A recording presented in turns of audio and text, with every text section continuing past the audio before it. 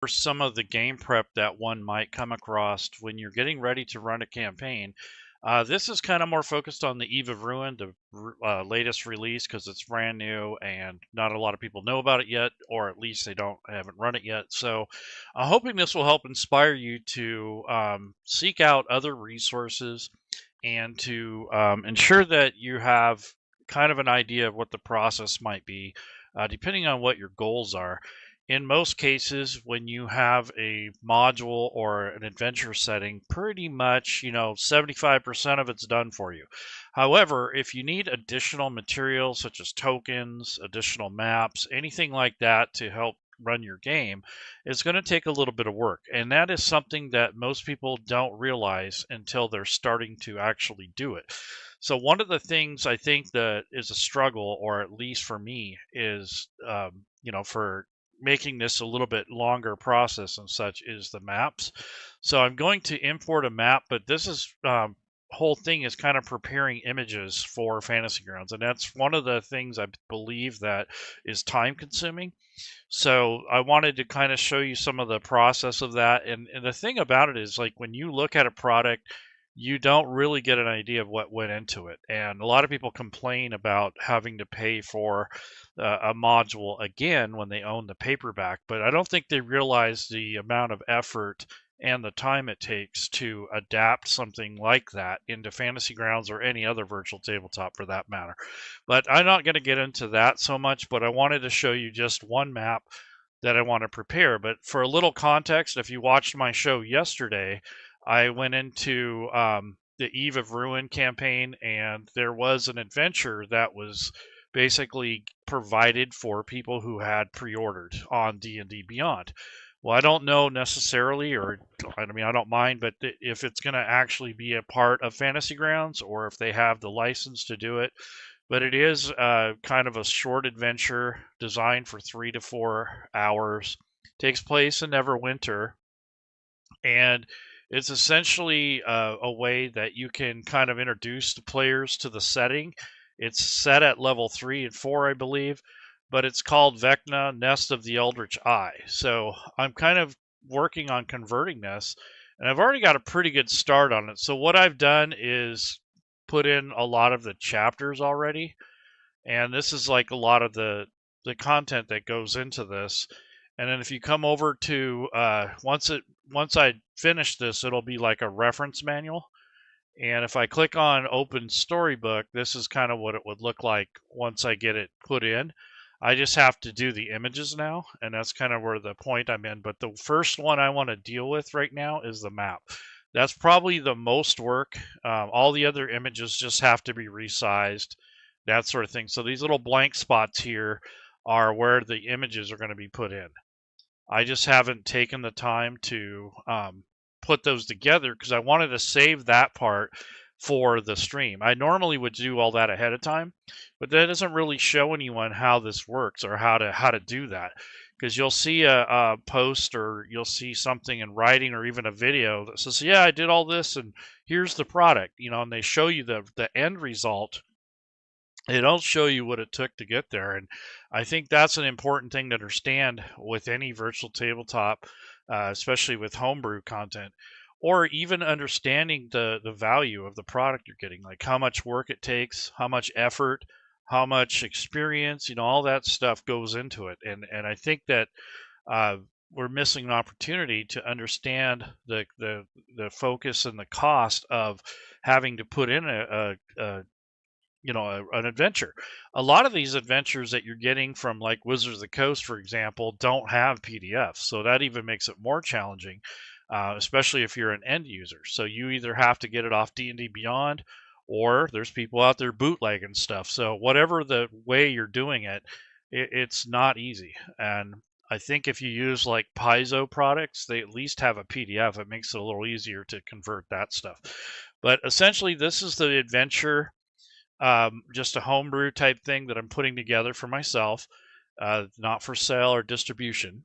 But this is Vecna, Nest of the Eldritch Eye. So I have this all kind of laid out the way it is on the website, including all these locations and such. So this is the text part of it. I think this is the easy part because you're just basically reformatting, laying things out, putting spots where you're going to have the images go. You got some dialogue boxes here that you can send out to the chat, those sort of things. But when it comes down to building the actual content, there are things in here that you have to consider that you have to build. One of those would be the maps. So in this case, I'm going to import a map, put some line of sight on it, that sort of thing, and then fight with it and try to see if it's going to line up, because the grids often don't line up. And then also there are a couple parcels in here that need to be built, like treasure. There's some NPCs. I think there's a table in here, maybe. And then there's these supernatural gifts or charms, which are something that you get at the end. So there's some work here that still needs to be done other than just the text. So this is the easy part, to be honest. But once you have the structure, you're going to be faced with building tables and NPCs and items and maps and all kinds of stuff. So that's where the actual work is. This is the easy part. This is where you kind of link everything together. Normally, I do this at the end, but I wanted a little context and structure so that you guys understand how this goes together a little bit better. And what I'm going to do is insert that image into this adventure, probably down when they start going into this. This is the map. It's going to go right here. This is the Eldritch, Nest of the Eldritch Eye lair, or like a dungeon.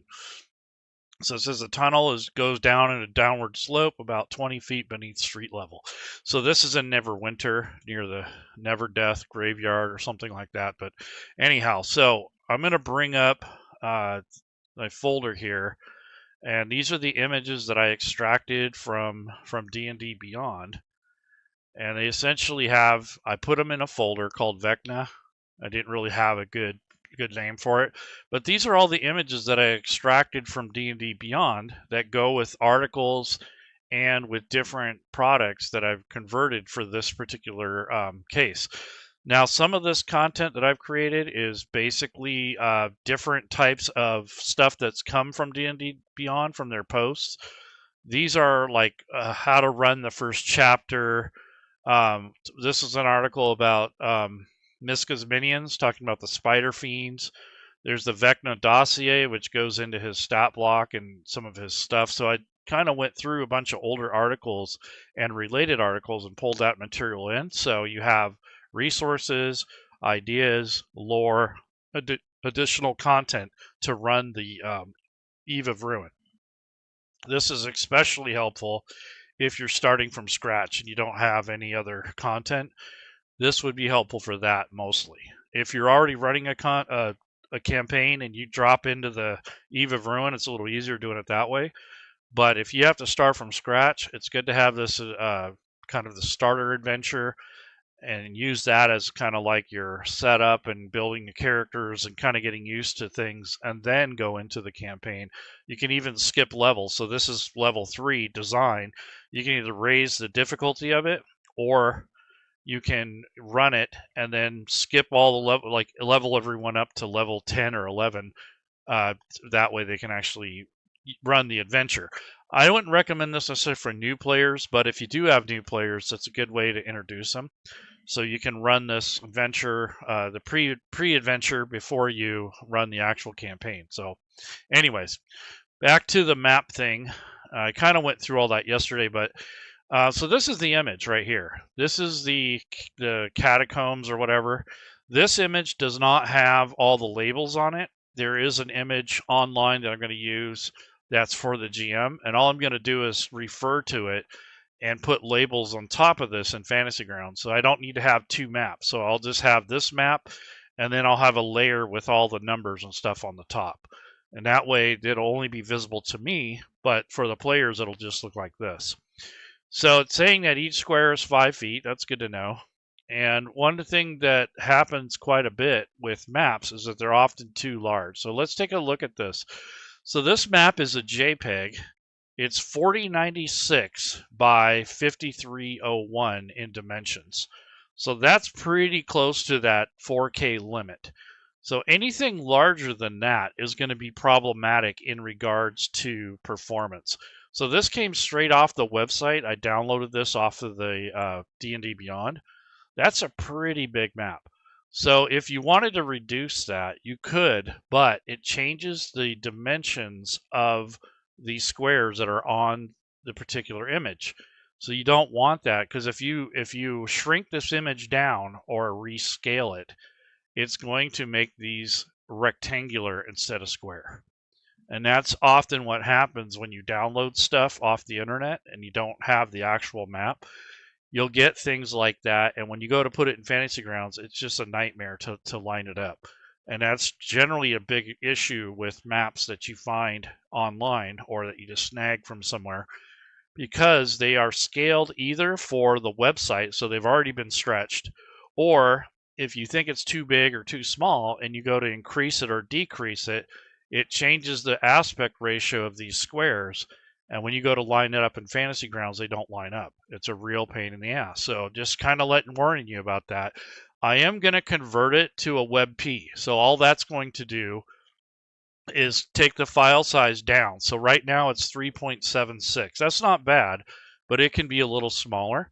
And the only reason I care about that at this point is to show you how to do it, but also to let you know that when you have several images in an adventure, it's not just that one image, it's all the images accumulated that make the file size larger, the storage space larger, and it takes a little longer to transfer that information back and forth from you and your players, especially if they're in like Australia or something like that.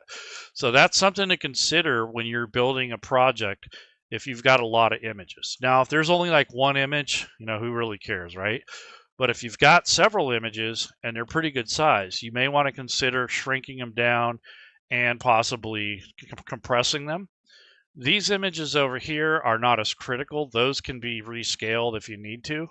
Those are not maps, and there are recommended guidelines on the Fantasy Grounds Atlassian that tells you the recommended size. But generally speaking, it's around 1,000 pixels per square inch. Now you can go horizontal, vertical, that sort of thing, but for a square, it's 1,000. So if you have something that's vertical, it might be 1,000 wide by 700 tall or 800 tall. So that's generally the rule of thumb for sizing images in Fantasy Grounds. They don't have to be exactly like that, especially for like homebrew adventures and stuff. You can do what you want, but that's the recommended size because it's a balance between viewable area, file size, and dimensions. And that's really what the biggest issue is, I noticed, for this type of work and for conversions and for people that are using third-party maps. They're using these really huge, high-quality maps that don't work well in a virtual tabletop. They're more for like printing or for posting on a, in a magazine or whatever with the high quality for print. But when it comes to virtual tabletops, the quality doesn't need to be quite that high. And what I mean high, it's like 300 pixels per inch. And then the file size itself is around 10 megabytes or greater. And then the dimensions are just way outside of a 4K. So this 4096 by 5301 is right at that border of a 4K file. So just kind of keep that in mind when you're doing your conversions or when you're making maps, to kind of keep that down to under 4,000. You do 4,000 your largest dimension. So that's 4K basically. And that would be 100 pixels per inch. So most battle maps are only between 20 to 50 squares each dimension. But this one, obviously there's several of them. It's probably over 100 here. So that's what part of the reason why it's big. So anyways, I'm going to go and right click and I'm going to open this with GIMP. So GIMP is going to allow me to convert this to a WebP format. And in this case, I'm not going to reduce or change the dimensions. I wish I could, but if I do that, I'm going to take the risk of ruining the scale of these squares. Since this is already painted on here, the grid, then I have to kind of follow that. If this map didn't have a grid on it, it'd be a lot easier to deal with. But anyway, so we're going to go ahead and change this. So I'm going to go to File. And what you could do here is you want to export it. if you just save it in GIMP, it's going to save it as a proprietary GIMP format, kind of like PSD and that sort of thing. So I'm going to export it. And right now it says Vecna _ map 001 catacombs player, whatever. I'm going to change that to map _ I'll just say catacombs _ Eldritch I. Because there's only one map in that adventure, and I don't really need to differentiate. So I'm just going to do that. And the reason I put map in the front there is when it comes up in the image tree, it's going to separate that out by the file type or by the image type. So if I have handouts, I might put art _ whatever, or handout _ whatever, or make an acronym so it's not a long title. And then I'm going to put WebP here as the extension. And then I'm going to hit export. So map _ catacombs, let me fix that, _ Eldritch I, we'll say. So I know what this adventure is. And then go ahead and hit export. Once that happens, it'll pop up. Now it's going to ask me for the image quality. So in this case, the recommended quality is 75. I'll leave the alpha quality at 100%. That's your transparency. And then hit export. And it's going to export this out into the same area that I have the other map. Now, be careful if you're going to resize this, like shrink it down. Just remember that's going to change the dimensions of these squares on here. And you probably don't want that. So let's take a look at this new file. So this is the new one. So with compression, it's down to 1.4 megs. Before, in JPEG format, it was 3.76. If it was in PNG format, it'd probably be over 5. So that's your differences in compression level. And supposedly this compression level with WebP is a lot better in most cases than JPEG or other formats. This will make it to where you don't lose as much quality if you do mess with the file size. So this is a really good compression ratio, and that's part of the reason why they went with that, because it's expensive to store information on servers with new M.2 drives. Those generally are between 500 gigs to 2 gigs, and your hard drive space will fill up quick if you've got a ton of maps that are PNGs and such. So that's part of the reason why you would, reduce the image sizes down if possible. So now that I have that converted to WebP, I'm going to copy it. And in a campaign folder, when you're working with Fantasy Grounds, you have an assets folder.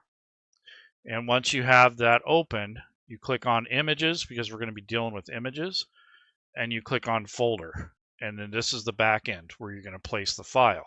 I'm going to make a subfolder for maps.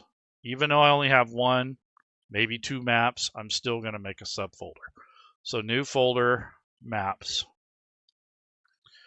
And I do that for organizational purposes, because when you go into the campaign setting under these records, you'll have subfolders, so you don't have to dig through 50 images to get to what you want. So that helps cut that down. Now I'm just going to right click and paste that in there. And that's the image.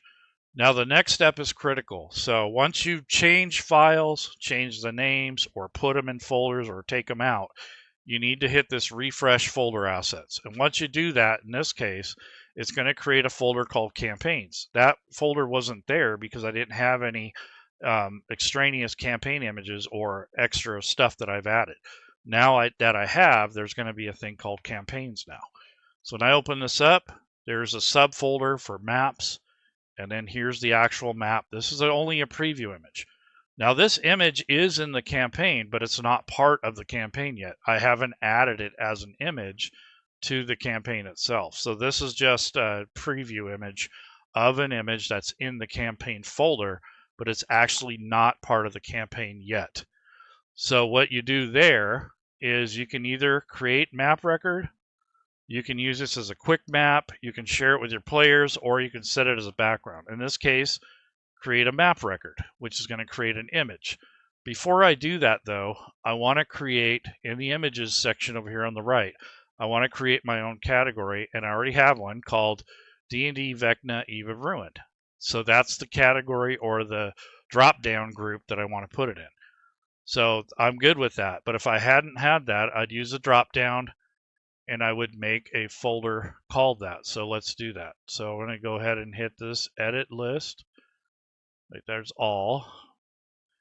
So I'm going to go to images and click on this. That's group 1. And then I'm going to put Vecna, or I'm going to put Eldritch I. So Eldritch. This way I know it's from this adventure. Eldritch I and then underscore Vecna or something like that. So I know which category, because I got 3 or 4 different things I'm working on. So that's going to be the folder name, and then I'll just stop editing, and now I have this subfolder here. So this is the Eldritch I underscore Vecna. That's the name of the subdirectory for the images. Now I'm going to click on Create Campaign Map, and it puts it over here in this list of images. And as you add more images, it'll do the same thing. Now the reason, like I said earlier, the reason I put map in front of there, because now when I add up different types of images, it's going to say, you know, handout or art or, you know, diagram, whatever you want to lead that with, that helps. And then on the image itself, since this is an image that I'm going to share with the players, I don't want them to see this title up here. So what I'm going to do is just call this sewers or something really generic. And I'm going to uncheck this identified part on top. So now when I share this image, it's going to present what I give them. So I'll just say dungeon, okay? I'm not going to put a title on it. I'm not going to say boss lair, which I've seen that quite a few times where people import a map and then it says boss lair on there, and that's kind of what it is. You know, everyone's like, oh, this is where the boss is. You know, so just kind of, you know, that's not normally important, but sometimes when you want that element of surprise, or you don't want them to know that this is the end all be all type thing, you may want to add this and unidentify the image. So when you share it, they only see this word dungeon. They don't see this nest of the Eldritch Eye. So that's kind of a thing that you might consider when you're creating images.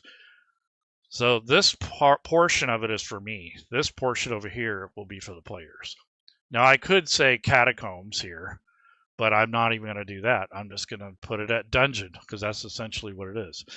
So that's just a tip that you may or may not care about, but and if you re-identify it in this case, then they'll see both titles.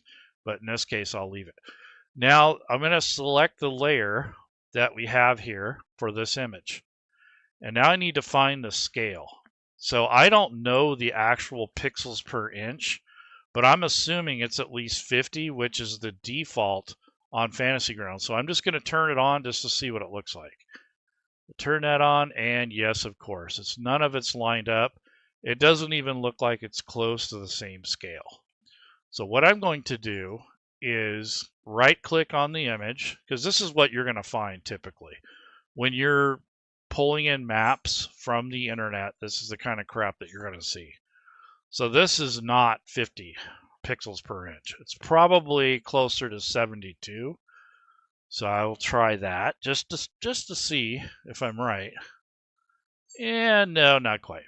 So what I'll do in this case, if you don't know, is I'm going to right click, go to layers, and I'm going to turn the grid off. And then you can right click again, go to layers, and then go to add or set grid. What I'm going to do is set this little cursor here, left click and drag until I get close to the size I'm looking for. So this is probably close. And it looks like for the most part, it's staying lined up, which is good because that's generally the problem that you would have. So as you see, it's a little off here, but as you get further away, let's look at a different part of the map itself. So I'm going to turn on the cursor thing. So through this little drop-down toggle, there's the navigation button, which is hidden by default.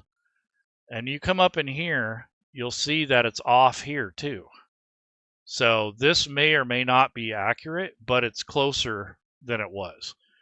And this is what I'm saying about grabbing stuff off the internet, is that it's not going to be lined up properly unless you know the scale and the image is not distorted.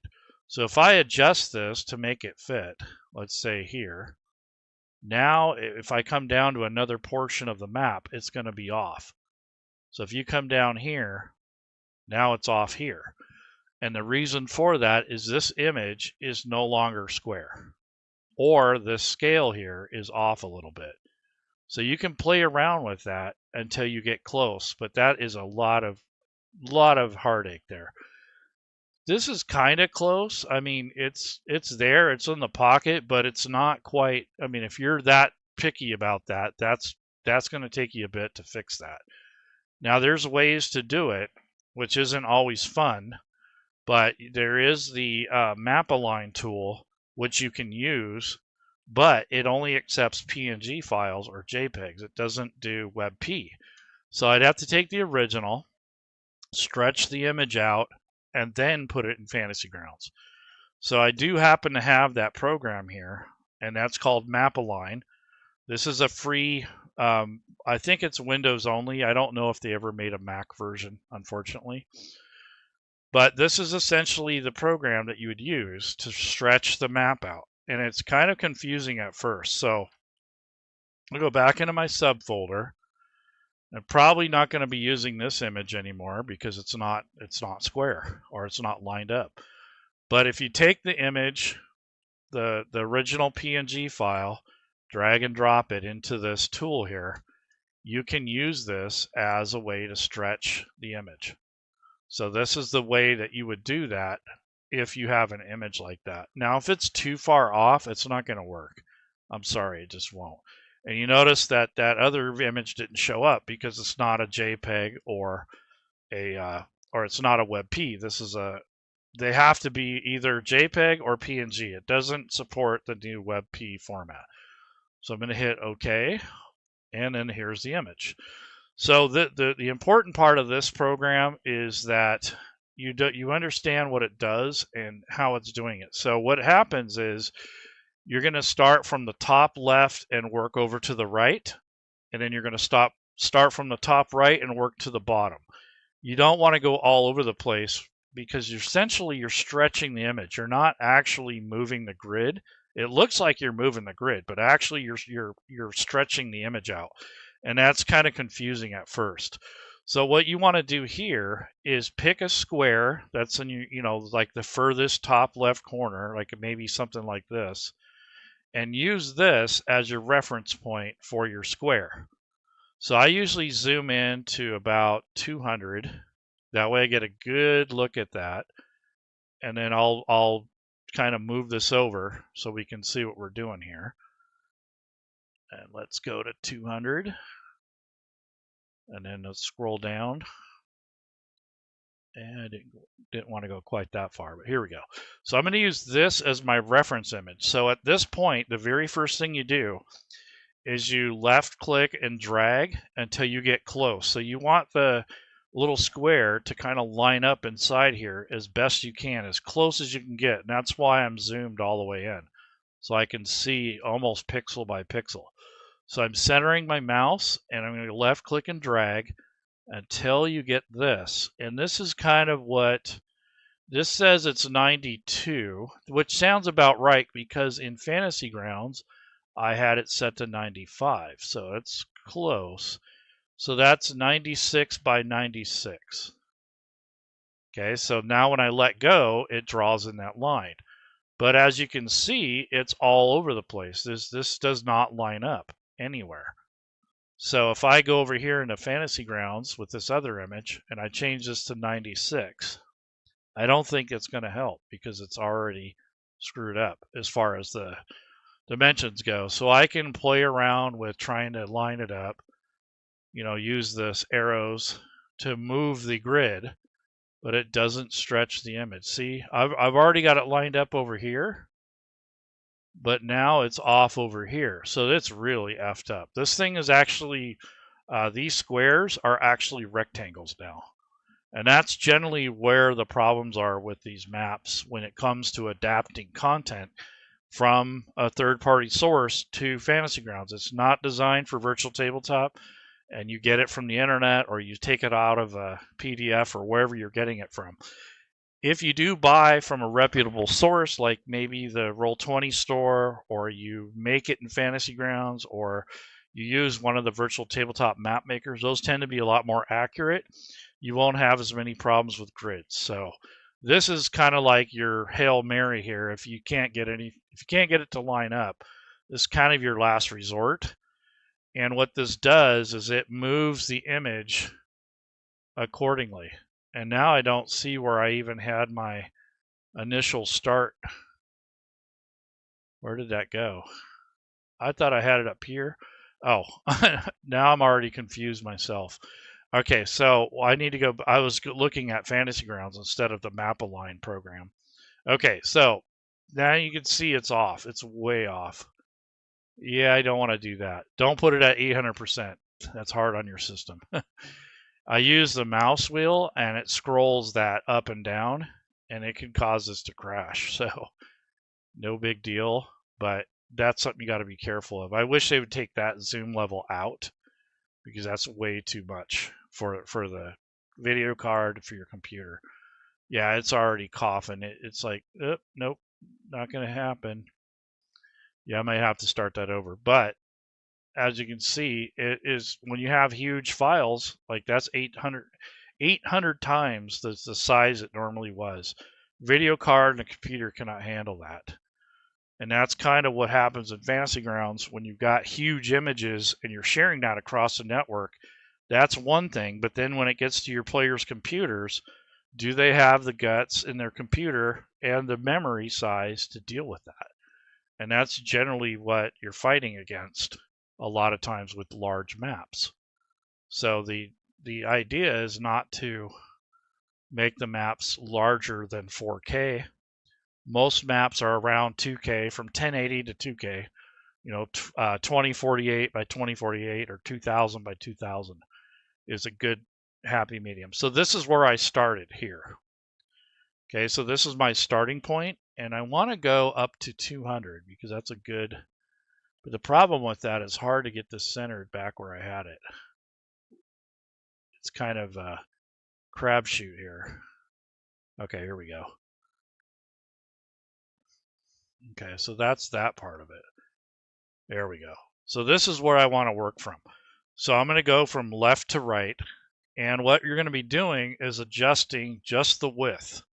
Don't do the height and the width together. It'll drive you nuts. So what I'm going to do is just adjust the width of the image. It looks like when you're doing this, it looks like these lines are moving, but actually it's the image underneath that stretch. It's hard to explain, but it's confusing. But anyways, I'm going to go incrementally. So this is 1/10 of a pixel. So you're really just splitting hairs at this point. So what you want to do is play around with it until you get it close with these lines here. So when I moved that over, it kind of stretched that out, and it kind of lined that all up. Then what you do is you move over a little bit, and you keep doing that same thing to get them to line up. And what you'll find is over time, the image itself will be stretching, not the lines. The image will be stretching. Let's try a little bit here. So that's just one nudge. Didn't mean to do that. Let's see. Let's come back over. Okay. So that was one little nudge here. It looks pretty good, but let me kind of slightly adjust it out. There we go. And then once in a while, I'll scroll back to see, make sure that we're still have some continuity over here. Because the more you adjust it in one way, it adjusts it, it can throw all the rest of the stuff off. So it looks dead center here, but then as you go progressively here, this one is off.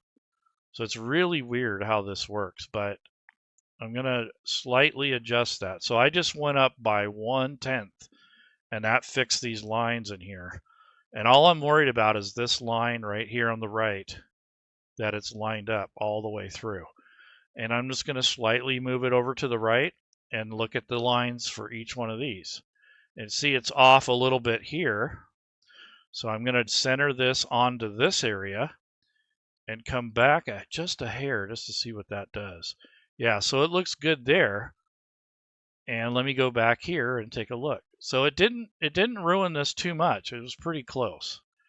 So this is kind of what I'm saying on how distorted this thing is. You can see as I moved it for one little tenth of a way off, and it's just way off on the other side, and over in this immediate area, it's just slightly off. So the further away from here I go, the more it's going to be off. So this is going to be kind of like my vertice, my center point. So when I work on this again, going the other direction, I'm going to start up here and go down. So that's kind of how you do this thing. And you got to do it incrementally. It's not going to happen magically. You got to kind of go through this. So I'm checking all the lines as I go.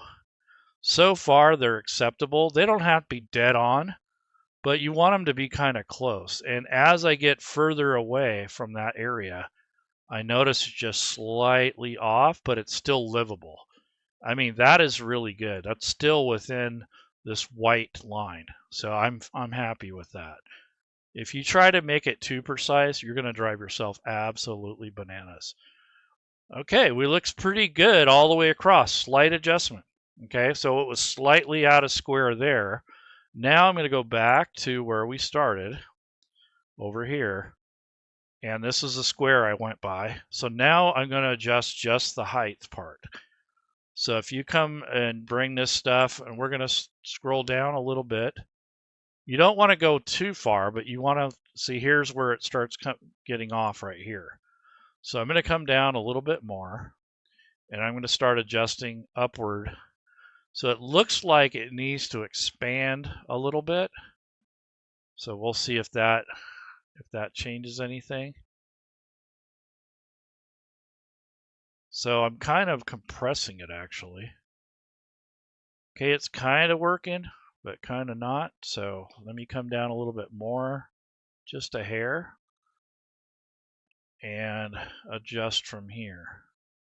So it looks like it's, it's off, it gets worse as you come down.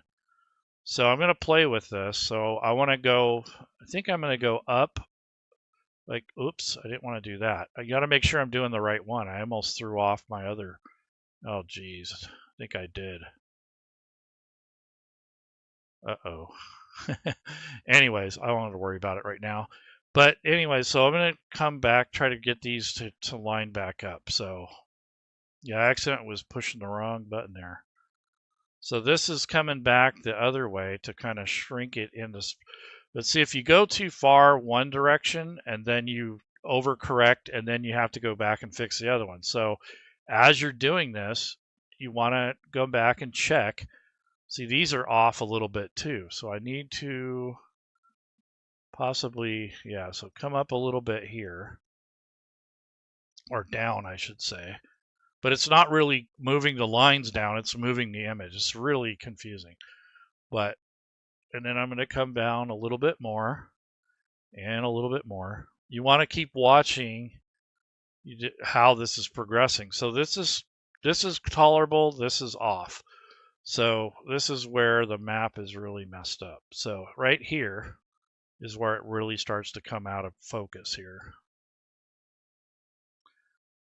Okay, so what I'm going to do here is it looks to me like it needs to shrink a little. So what I might do is just come back a little. Yep, that's all I had to do is just bump it back twice on this 1/10. And that really made a difference. And now I'm going to scroll down a little bit more until I get to another. Of course, I don't have any reference now. So I might have to use a different part of the dungeon. Okay, so see, here's the lines here. Now here it looks like it's too big or something. I don't know. But it's also really far down, so I wasn't able to work it out like a wrinkle. So I got to kind of go back up now. So let me see if I can do that without messing up the other part of it. It's better when you have more reference points. This is kind of like going from one end to the other. So let me see about this. So I'm going to bump it up one. And then, hey Dan, what's up, man? Okay, so that is close here. Now I'm going to go back up for reference to see if I messed up my other point of reference here. Yeah, so this is quite a ways off here, so going to go back down. Oops. All right, so this is good right here. The problem is that I don't have any other reference from that point. So let me, okay, so this looks okay here, but as you can see, as you come down further, it's getting worse.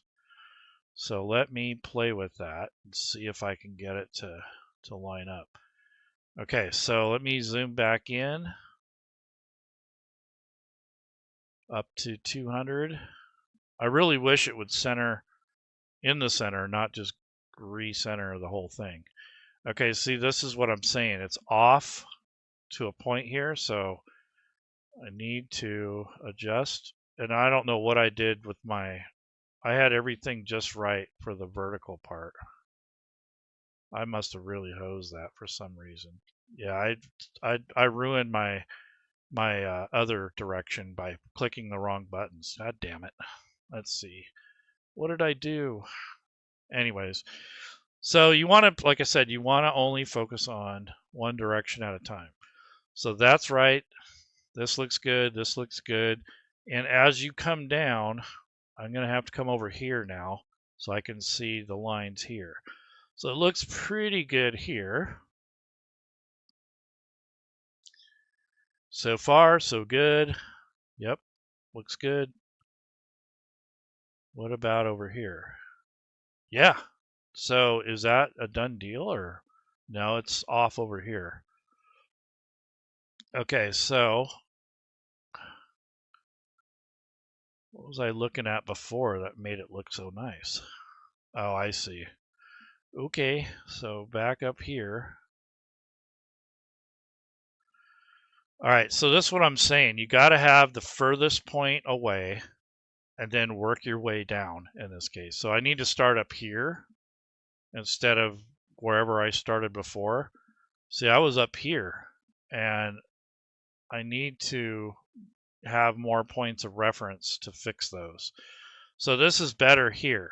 So as it goes down, it gets a little bit worse. So I need to focus in on this center area because this is where it looks kind of broken. So I want to come back up to 200 and then I want to navigate back to that location, which is in the center of the map. That's kind of how you want to do this. So yeah, see, it's off right there. Okay, I'll work this area. So that's what I'm saying. You got to kind of pick a kind of an X and Y. Oh, you're importing this. Nice. Yeah. So what I'm trying to do, though, is show the work that it takes if the map is effed up. In most cases, it's going to be unless you buy it directly from the author or whatever. So I'm going to take this and move it down. This looks like it's too wide now. So I'm going to kind of mess with the...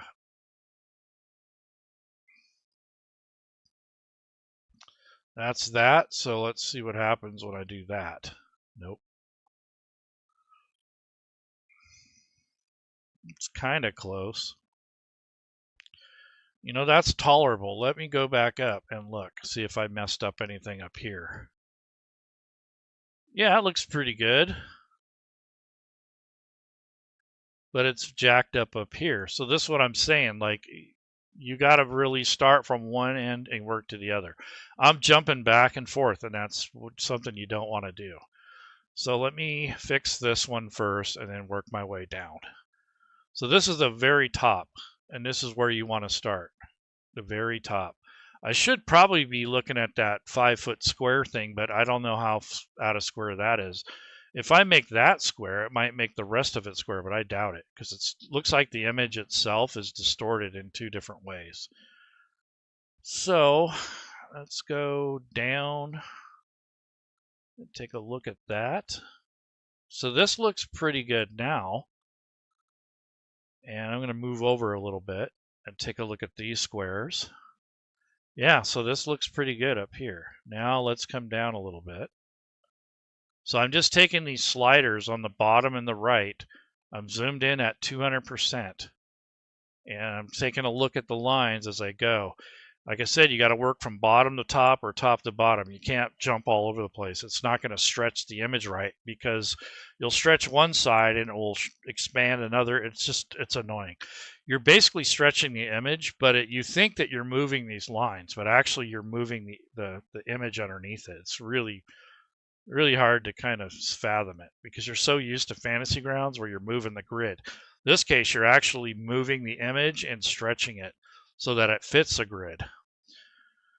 So this is kind of the dirty work here that has to happen sometimes. Sometimes Smiteworks gets products like this, and they got to sit there and mess around with this. It is such an annoying thing. All right, so I know Zacchaeus and Doug and all of them have dealt with this before. Okay, so it looks pretty good in here, but it's just starting to slightly distort.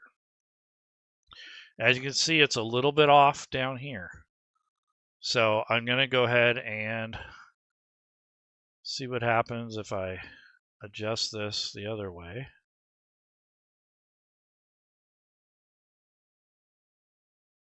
Nope, that's not quite what I wanted. Let's go with the 1/8 and see if that does anything. It's getting there. I think that one little adjustment there is all I need. But I want to go back up and reference the other areas. So it's a little bit off here, but not bad. Let's go back up. See, it's off here. So that's what I'm saying. You got to you don't want to make too many adjustments and then go, oh crap, so you want to when you make a couple dozen adjustments, you want to go back and check. And try not to move it if you can help it. So that tells me that it's not quite wide enough. So that one little bump there might have helped. So that's how you have to know how much and how little to move this, because it's really very small increments, tiny micro stretches is what these are. If there's such a word for that, I don't know how do you phrase that, but a micro stretch of the image. You're actually stretching the image, not just the grid. Yeah, it looks pretty good there. This is the middle point of the map. So now we're getting to the lower portion of it. And as you can see, it's off. See the line? It's not lining up with the grid very well. So this looks to me like it's a little small, so I'll try that first. And yeah, so I just clicked on the 1/10 and it widened that out just a hair. The image, not this. And it looks like the image is stretched to where I want it. And now you keep going down, and you just kind of slightly stretch it as you go. And that's how this thing works. It's not, you don't want to make big adjustments, let's put it that way, because you're going to mess up the rest of the map. Before I go any further, let's go back up and let's see what we got, because that's where you get kind of fouled up, is you start getting too happy one direction and then you go, oh crap, what about this stuff up here? So far, it looks good. Yep. So little baby steps is what you want. Little happy mistakes here, what we're looking at. All right, so that looks pretty good here. All I'm worried about is the horizontal lines right now. I don't care about the vertical ones. I jacked those up. I got to go back and fix that. Because when I was making the adjustments, you only want to adjust one direction at a time. And I accidentally was clicking on the width instead of the height. So shame on me for making a bunch of extra work for myself. So this looks good up here, but then just shortly after that, as you start coming down, it gets worse. So I'm going to adjust that area starting here. And you're kind of adjusting this zone. This area I have viewable is what I'm adjusting, not the entire map, but it does slightly impact it. In this case, I'm making the greatest changes here, but incrementally and slowly throughout the image, that wrinkle is going out into the rest of the image. So it's kind of like working with a blanket. You know, you got to stretch it and fold it, and you know, that's kind of how this thing works. It's really weird, but anyway, so I'm going to go, let's see, I need to look at that, and just that one little bump, change that. So that looks pretty close. I'm not gonna complain. And come down here, and now this part looks okay, but then when you come to this line, it's off. So let me come down a little further, and I'm worried about this line here, and the rest of them look kind of okay. So I'm just going to slightly mess with that, not much. There we go. So just slightly. So that's 1/10, 1/100th. So these, the more you come up here, the bigger the jump. A 1/6 would be quite a jump. 1/100th, not so much. Sometimes it's just a very minute change that's required. So I'm kind of coming down now to the rest of the bottom of the map, and I'm pretty happy with that. So now, now I got to go back over, and look, our pixels are at 94.6.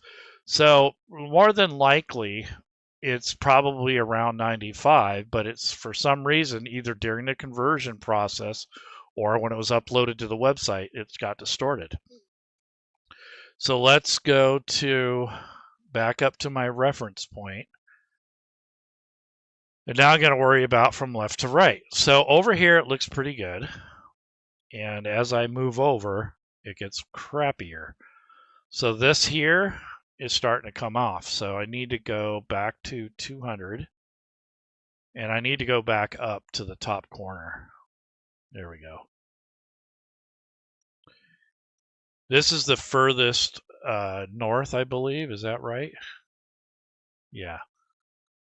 So this is, you would start here or over all the way on the farthest left, actually, in this case. So that's the furthest point over here. So this is where you want to start with making these lines straight. So they look good here. And let's kind of sneak over. And all we care about now is these vertical lines. Don't worry about the horizontal ones anymore. See, this is where it kind of sucks because there isn't a lot of reference there. So let me come down. Yeah, see, it's off slightly right here. So I'm going to bump it up just a touch. And that fixed it right there. So that's not too bad. That wasn't a big adjustment. I didn't make a lot of changes, thank God. Because that can really throw you off. You accidentally adjust the wrong thing. You're in the wrong zone when you adjust it. So even if you just bump it once and you're on the opposite side of the map and you were supposed to do the other direction, it throws it all off and you have to go back and fix it. So be careful. So it's doing it by zone. So this viewable space in here is what I'm adjusting. It's not the entire image. You're adjusting the pieces of it like wrinkles, essentially. And that's how this thing works. Is it's like an image that's distorted with a bunch of wrinkles in it. It's left, right, top, bottom, you know, it's all jacked up. And it's all has to do with converting and placing it on a website, which a lot of times a website will compress it, but it won't maintain an exact aspect ratio. There's all kinds of reasons for that. But so that looks good over here. Now the other side, I'm just going to kind of look for squareness now, kind of an overall type thing. It looks good. So I got it stretched now to where it's tolerable to put it in Fantasy Grounds.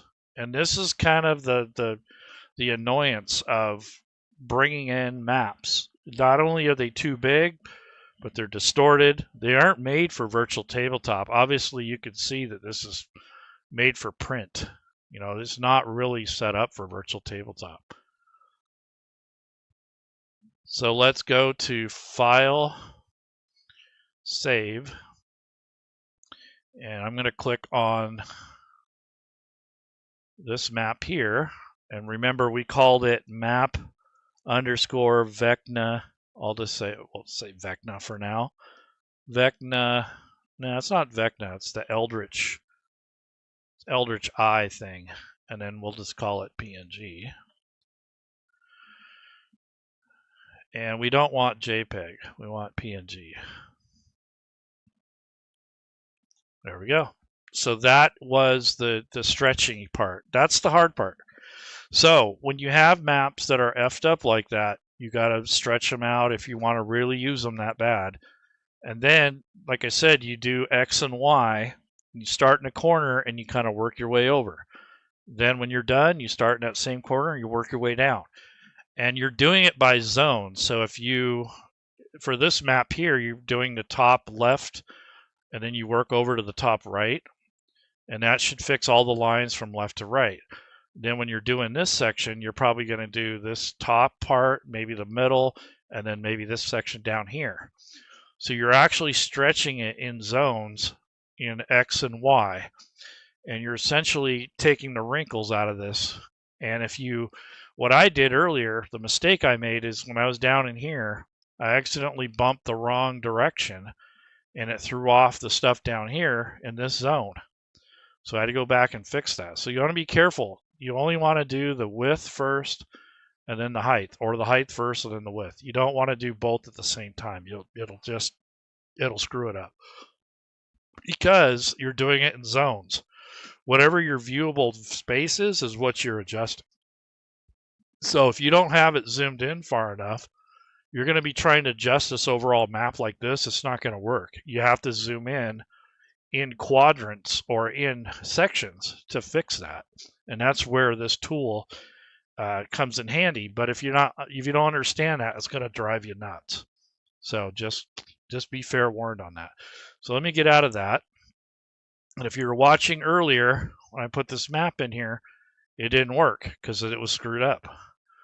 So I'm going to go back into my folder here, into maps, and I'm going to delete this image. Goodbye. No more. And whenever you change something like that, you want to refresh Fantasy Grounds, the assets. So that way it's gone. And I'm going to actually delete this entry here. There we go. So now I'm going to convert that image to WebP again. And yeah, it's a lot of extra work, but that's just how it is. So I need to know what happened to the image. Oh crap, what did I do? What is that? Okay, so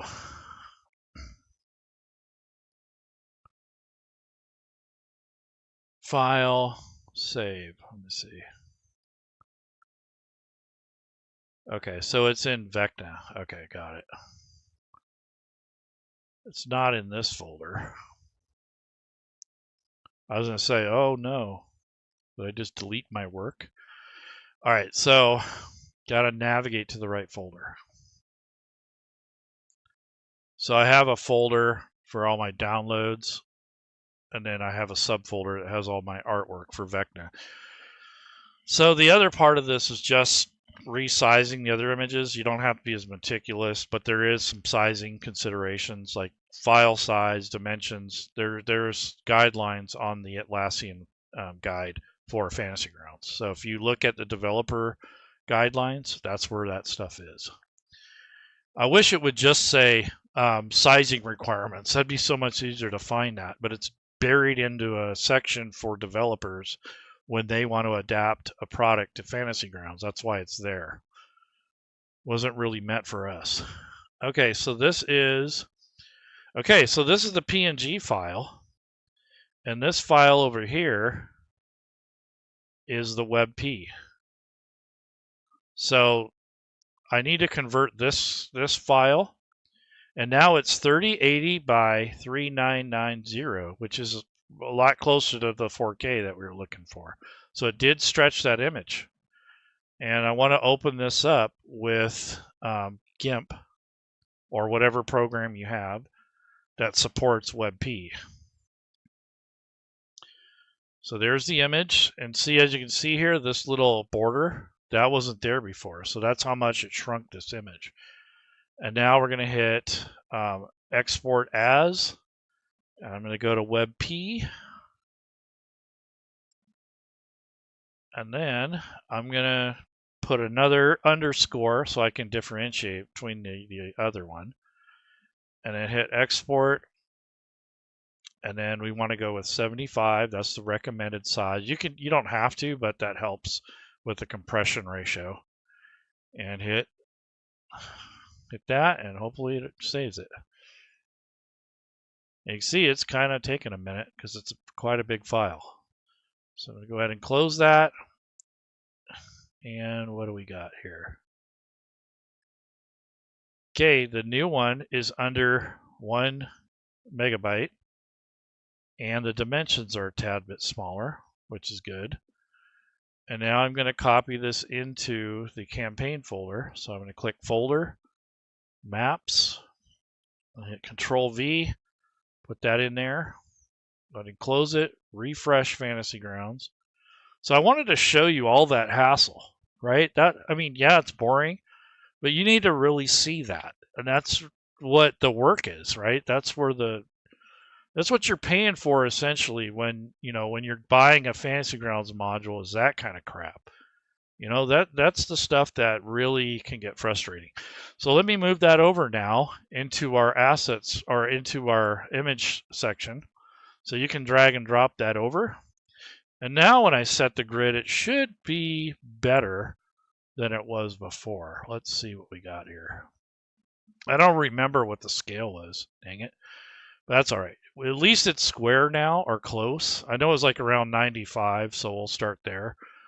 So 95 is where I'm going to start the grid size. And then I'll make the adjustments as required. So it's off right now because of the way I did that. So it's probably some incremental number that I don't remember. So yeah, this has to be adjusted a little bit. So let's go, guess we can go up. And I don't think it's 95 anymore. Let's see what we got here. That's that. So what I'm going to do is right click, go to layers. I'm going to remove that, and then I'm going to left click and drag to create a new layer. So right click, layers.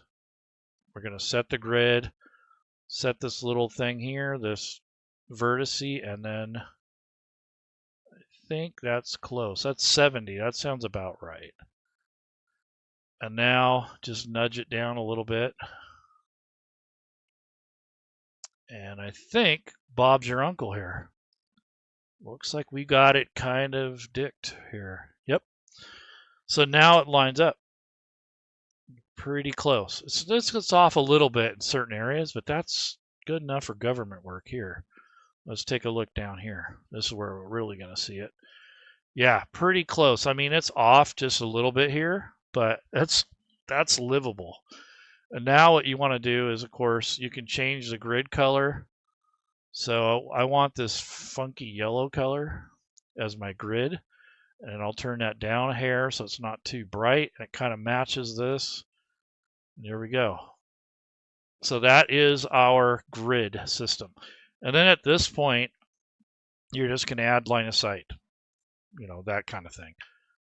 That's not going to do that, but that is the other part of this. So it would probably take me about half an hour at the most to do all this. If I didn't run into those problems, probably half an hour to an hour, depending on the complexities and the type of map and how big it is, and all those sort of things. So this is now ready to go.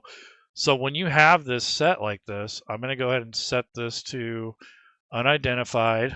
We're going to call this dungeon, like we did earlier. And then I'll lock it. Now what I want to do is take a look at this. That looks pretty good there. Yeah, not bad. So now what you would do when you're done with that is now that you have this campaign image on the project that I was working on earlier, which was this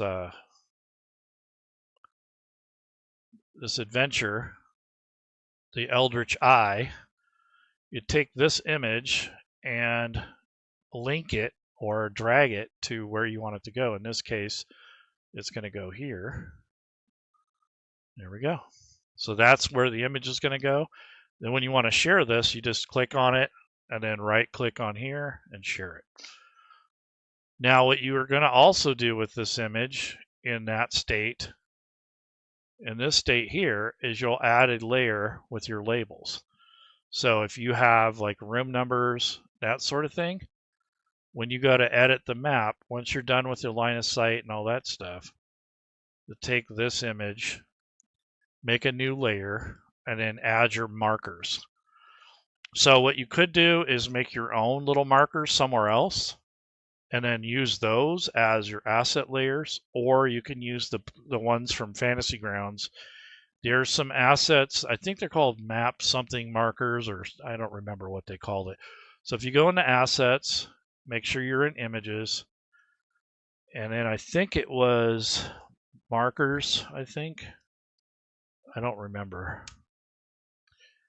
Smite works, death markers, no.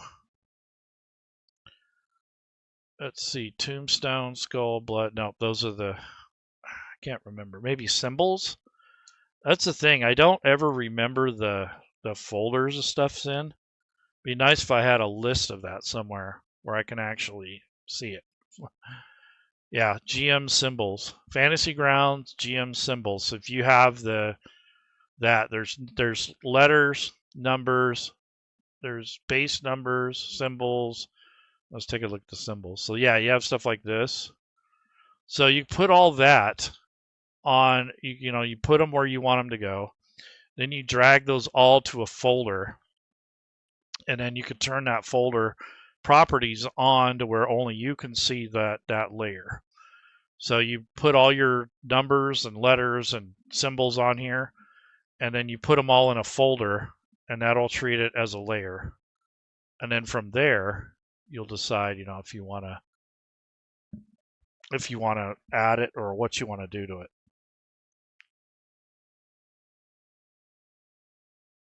And then of course, you still have line of sight.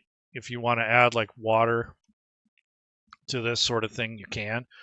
Just keep in mind that the more of the effects layers that go on here, the more taxing it is on the system. A little. Not a lot, but there's a little bit. And if you think about it, if you have a layer, let's say I want this water to show up. So I want to turn back on the navigation arrows. And then when you come in here, this is kind of partly submerged. And the only two sections that are really going to be like that is up here and over here. And then you have this huge layer that covers this entire map. And that's where the problem comes in, because you got this huge whopping layer and you're only showing this little tiny piece here. So when you're doing those kind of effects, just kind of keep that in mind. Maybe one or two. You don't want a bunch of those if you can help it. Be almost better to use the animated files if you have them for that sort of thing. But for water surface, I do use this built-in effect. But when it comes to smaller stuff, I'll just use like an animated ripple or something like that, because it's pretty taxing just to have this area be water. So if I take this map here, and then I'm going to add a water layer, so that's an effects layer. And then we're going to use the effects drop-down menu and change that to water. It's going to make this entire thing like wave, and that's not what you want. So you have to add a mask, which essentially just covers that layer. And then you use the Alt key and kind of just trace around where you want that water to show up. So in this case, I might be in here and in here. And you're just going to come through here and add this in. So I'm freehanding this. I'm not using the squares because this is kind of a weird oddball shape. This is kind of like a sewer. So, and that area there is going to have the ripples for the water.